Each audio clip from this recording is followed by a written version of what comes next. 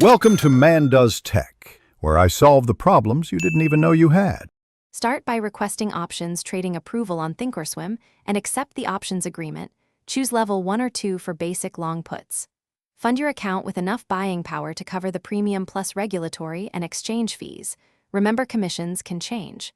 Understand that one contract controls 100 shares, so 50 premium equals 50 notional cost. Confirm cash or margin account rules, review account buying power, and enable real-time quotes so option chains and Greeks display correctly before placing any trade. Select the underlying stock or ETF and open the option chain on Thinkorswim. Filter expirations to a timeframe that matches your thesis, often about 30 days for balanced time decay.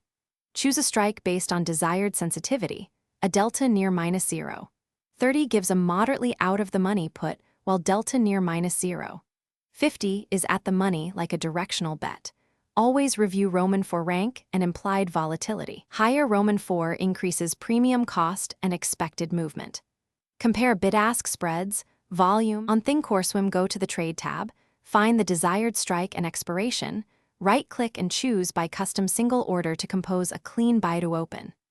Enter quantity in contracts where one contract equals 100 shares, and use a limit order set at the midpoint between bid and ask to reduce slippage. Avoid market orders on wide spreads. Choose time in force, day or GTC, and add an OCO or exit plan. Size the position so that your maximum loss equals the premium paid. Set alerts, consider a 50% premium stop or planned sell-to-close price, and monitor Greeks and Roman 4 for adjustments.